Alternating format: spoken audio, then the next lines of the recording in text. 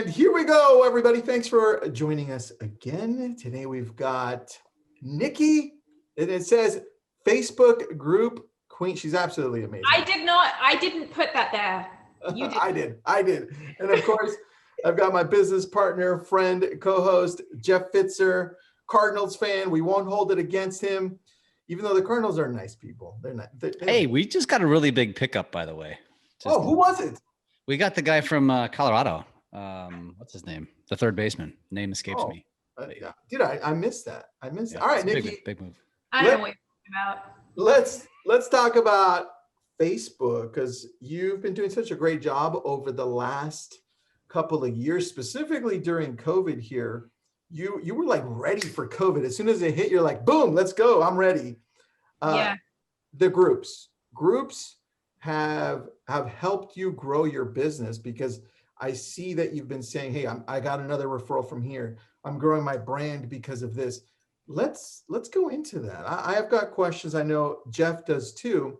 Where do we start if we want to start with a Facebook group? Before you answer that, okay. I would like you to introduce yourself too, because it's relevant, because I know your story. So like coming from, across the pond and then to the Northeast and then down to the Southeast, and you started doing groups in the Northeast. So kind of give the story a context, and then we'll get into the how to make millions. Oh, okay. Is that what we do? We make millions? Okay. So Nikki Klein, I'm in Boca Raton, Florida. I'm with Keller Williams Realty. And I started Facebook groups. Oh my gosh. So I've had my license for about 6 years, and I started my first Facebook group about 8 years ago. Whoa. So I had moved to New Haven, Connecticut. And we moved there. My ex-husband got his residency at Yale. So that's where we were put. And I didn't know anybody. We moved not knowing anybody. And I thought, well, how am I going to meet people? There's this white stuff on the ground called snow, and I don't really want to go onto that stuff. So I was like, well, I can hide behind a screen and create a Facebook group for the community, and I'll meet people that way. And then I'll figure out how to, where the best dry cleaner is, or where the best Chinese restaurant is, right? So I created a Facebook group. I invited the people that I had met from like my kids' schools, or neighbors just walking around. And then I encouraged them to invite their friends. And I ended up with about 500 people in a Facebook community group. And I knew that it was something extremely valuable when I needed to have speed bumps put outside my house. And so I kind of rallied the Facebook group, and like within 2 weeks, we had speed bumps put outside my house. So I was like, wow, there's something really to this. And then we ended up moving to Boca Raton, Florida, about 6 or 7 years ago. And same story, didn't know anybody. I actually didn't have my license when I started a Facebook group here, but it was so successful in Connecticut that I started a group here. So I really didn't start the Facebook group with the intention of having any type of business. I didn't even know I was going to be in real estate at the time that I started the group. I just went in, wanted to meet people, and it was a great way to connect. There were other Facebook groups out there, like moms groups, but there was a lot of drama in them. So I had a vision for what I wanted for my specific group, and I just went with it. I just put my blinders on, and I invited people who I thought would add value and get value, and conversation started, and it kind of went from there. Now we're at 17,000 people. Damn. That's not easy to do. That's a lot. Yeah. All right, good intro. I'm glad that Jeff rewound there, because that sets the tone. So now, if you were going to do this all over, where would you start, or where do you recommend people like us to start, right? So I think it's really important that you follow a passion. You don't just come up with a Facebook group because Nikki Klein had great success with a Facebook group, so I'm going to throw a Facebook group together, because then you're trying to be Nikki Klein, right? And have that success. But I think people need to look into themselves and figure out, what am I passionate about? What can I talk about? What do I feel strongly about? Because if you don't do that, you're not going to want to add content. You're going to get bored. You're going to be frustrated. So it's really finding a topic that you're really passionate about to start the group with, inviting your friends, and making sure that you add topics in there that if you see something that you think you would find interesting, put it in there. If you think to yourself, this is kind of crappy, then don't put it in there. So it's really just putting your mind in the eye of the viewer and going from there. I love this, because what you're basically saying is, this is the way I interpreted this. Don't be a slime ball salesman and just create a group because you think you're going to sell something. That's how you will not succeed. But if you build it around something of value, interest, coming from contribution, they will come. I mean, it's field of dreams, right? Oh yeah, 100%. And so when you started this, so I know why you started it, you mentioned that, but when you went into Boca and you did the moms thing, you had no idea. Like you said, you didn't even know you were going to go into real estate. So when did the shift then happen? Because here's the reality, and this is the way we got to break it down for the audience, is they're not thinking like you. They're watching this thinking, how do I do this for my business? Right. But so let's take them through your mindset, and then how you kind of shifted, and how you really dominate the group now. And you get, I don't know, what's the percentage of business you get from this group, of your business? Probably 30 to 40%. That's freaking huge. It's freaking ginormous. So when you shifted your mindset, like what happened? Like what was that trigger? So I can tell you that. I mean, I had a couple thousand people in my Facebook group when I got my real estate license. And, I went to a lot of training in real estate. I was a new agent. I was like, how do I get leads? I didn't want to pay the websites to get leads. I didn't want to pay because I didn't know what that meant, what that looked like. And I pretty much didn't want to do anything that you're told to do. Like, I didn't want to go door knocking. I didn't want to call for sale by owners or expireds. Nothing resonated with me. And so I decided to make this my one thing. And this was going to be my purpose. So immediately what I did was kick out any other realtor in my Facebook group. So I don't actually allow other realtors in there. So now I have 17,000 people with no other realtors. That's so good. Thanks. So, the way I see it is, it's my own private lake, right? It's a database that I have that I can tap into, 17,000 people, versus the public lake of for sale by owners and expireds that most agents tap into. That doesn't resonate with me. So, growing my Facebook group, I ask questions when they come into the group. I named my group very strategically so that when people are moving from another state, the first thing that most women do, and I know that I'm generalizing, but what a lot of people do is they look for parent groups on Facebook when they're moving to another area. So I made it the name of a parent group, right? Like Boca Raton Moms Connect, that's the name of my group. Agents, do not join my group because we won't let you in, and please don't. I'm telling you, every time I do a talk, I get like 50,000 agents trying to join my group. So I decided to start this group and nurture it, add value. I kicked out all the agents and then just kept adding value. And then I wanted to be the breaking news. So anytime I would see, this commercial building is breaking ground, or this restaurant's opening up, or there's a show coming, I would be the first to post it. And then what would happen, it's kind of like people would tell their friends, oh, did you see from Boca Moms that this thing's coming? And they're like, what's Boca Moms? And then they would join, right? And then they would invite all their friends because they would see that the breaking news was happening in my group. And it was kind of like the snowball organic effect of like people just coming and coming and coming. And now it's almost like I can sit back because we have so much engagement. People kind of do their own thing and they post their own stuff. So so it just grew organically. So I have a question then. Yeah. If we're looking to start a group, would you recommend, if I'm super passionate about, let's say, cats with one eye, right? Am I gonna start a group about cats with one eye and then grow there? Yeah, I mean, you could start a group about cats, and then you could talk about, what's happening with cats. The thing is, it took me about 5.5 years to even talk about real estate in my Facebook group. Why?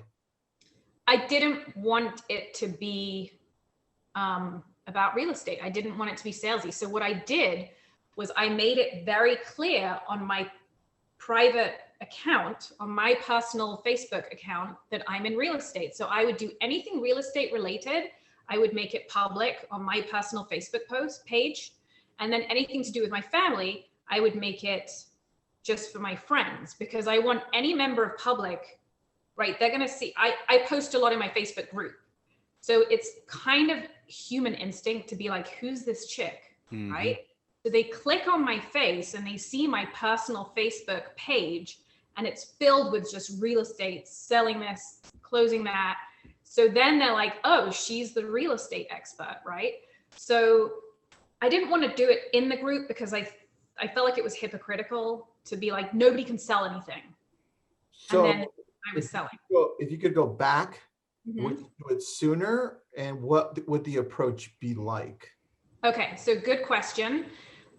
What I do now is that I have this huge value add for any of my sellers, right? Like, can you hear me? Because it froze a little bit. We can hear you. We can hear you just fine. Okay, Yes. perfect. So I make it a value add for my listing presentations. I go in there and I show my sellers, I have a value add that no one else in this area has. I have 17,000 people with no other agents, and I can show your listing as many times as I want to a captive audience because I'm the admin of the group, and get your listing sold. You just gave me an idea, Nikki. That's really good. Thanks. That's really good. I hadn't thought about that part of it, which is crazy. Yeah. You're welcome. That was really good. I'm taking notes on that. Go for it. So yeah, so I go on my listing appointments, and that's kind of what I do. I mean, how can you argue with that, right? Like, what other agents can come into a listing appointment and say, I have a captive audience who are moving to the area looking for houses, especially in this market with limited inventory, and show them your property, and we might be able to get it sold before it even hits the market.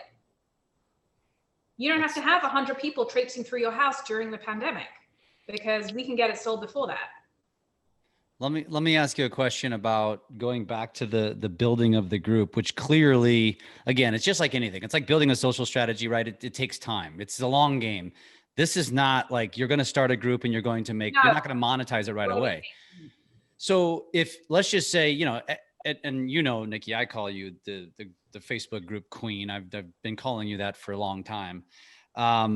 If you were to start over, or let's just say you were to start a business and you were advising people on doing just this, what would you tell them is a realistic time frame on when you can really start monetizing, aka start selling?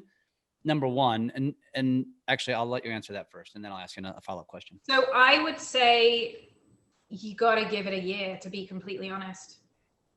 You got to give it a year to find listings. Buyers are going to be a little bit easier. So you want to be credible. So when you start your group, you got to get into the hundreds to really have buyers think that you're credible.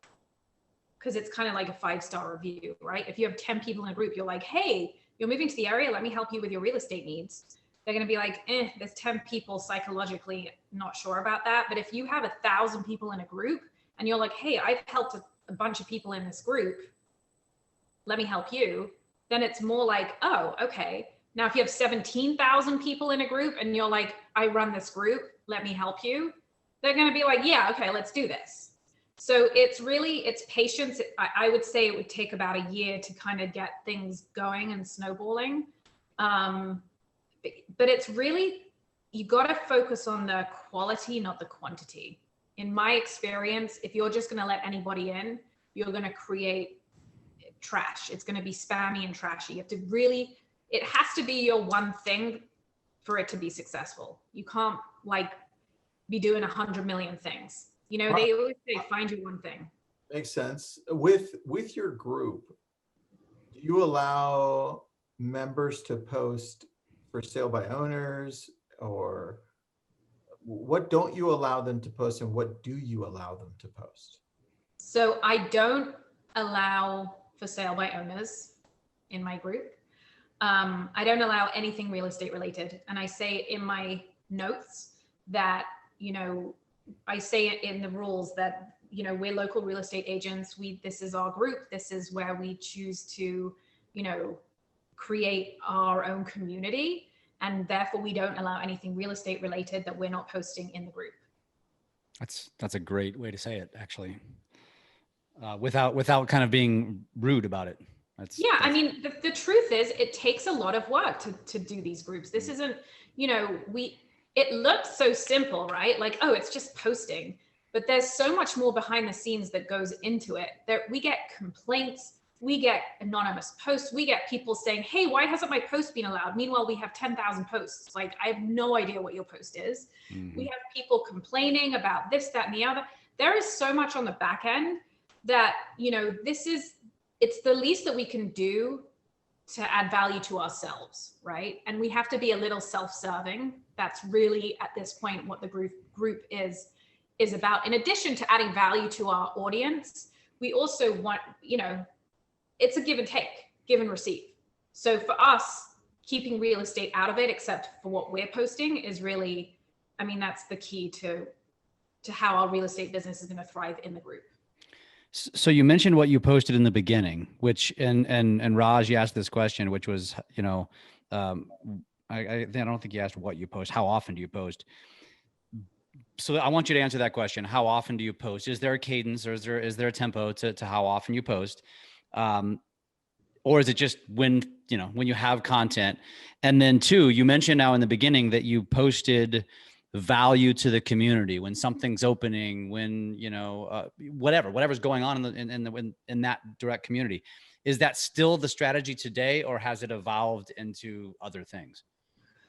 I think that the larger the group gets, the less I have to post. I'll post a welcome to new members because we get hundreds of members coming at a time, and I'll just put a post in there that says, hey, we're your local real estate experts. Welcome to the group. If you're thinking of moving to the area, please reach out to us, and please introduce yourself below. So I'll do one of those posts once in a while.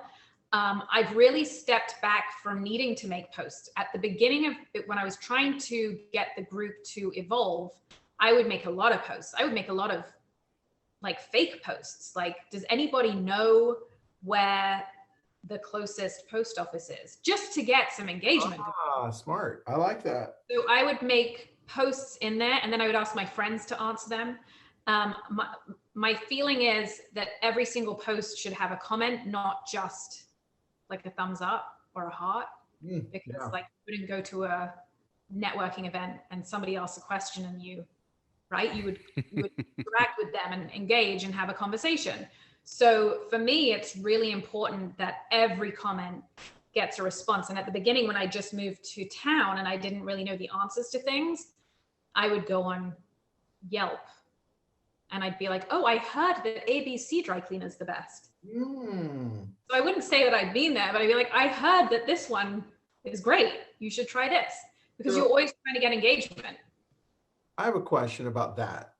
Do you go into the town and talk about what you like the coffee shop or the place that you just ate? Do you do that too, or is that like not in the wheelhouse? So it is the reason that I'm going to be just totally transparent. The reason that I haven't done that is because I have intentions of monetizing that for the future and also offering discounts to our audience. So I have done it with one of my sushi restaurants that I love sushi. So I've been there and they created a coupon for our audience. So I did go there and say, hey guys, this is an amazing sushi restaurant. If you're interested in amazing sushi, they're giving a discount for all of our members. So mention the group name. So 2021 is really the monetizing outside of real estate mode for us. Like we're starting sponsorships, we're starting business partnerships and stuff like that.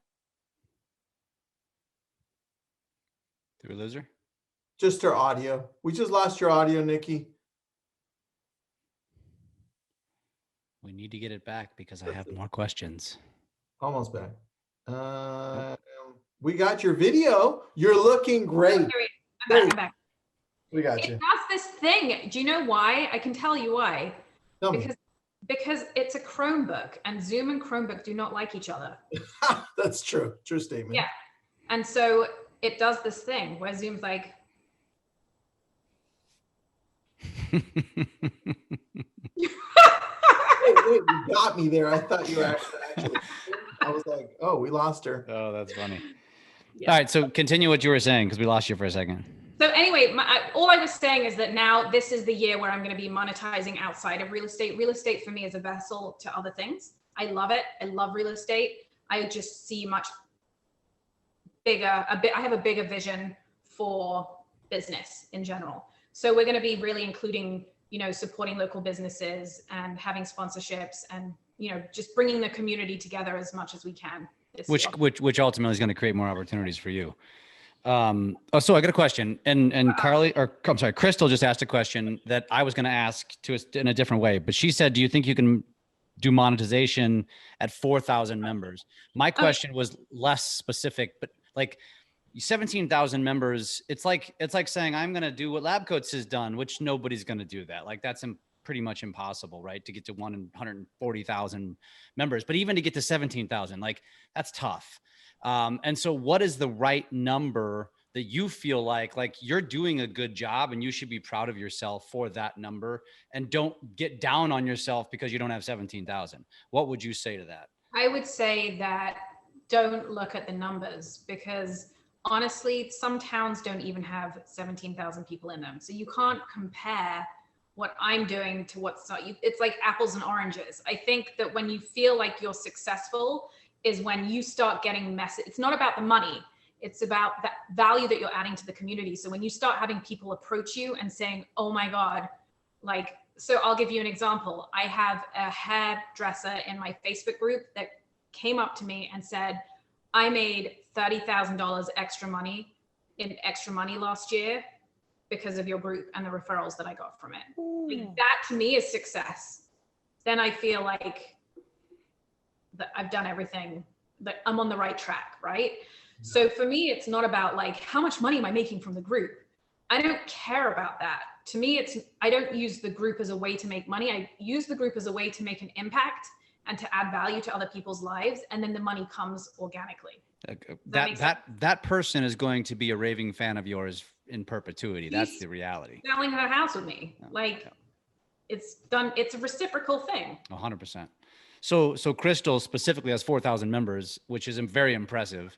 And so you were going to answer that. The answer is 100,000,000%. Yes, you can monetize in that group, but yeah, I'll let you answer that.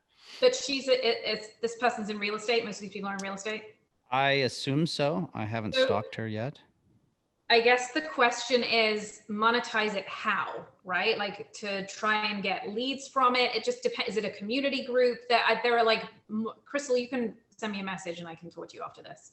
Because there are so many more questions that I would need to dig into to see exactly how she would be able to monetize it. I love it. And she also asked, do you have a page for the group, or is it just the group? No, because a page to me is more of a informative platform. I think a group is interactive and a page is informative. A page is more of a news feed where people gather information.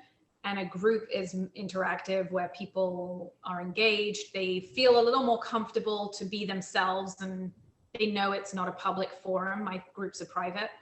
So for me, pages are not as successful in my experience. I like to get to know people, and you can really do that in a group. I love it. What are you looking forward to doing in your group this year that you're like, okay, this is the year I'm excited to do this? What's that look like?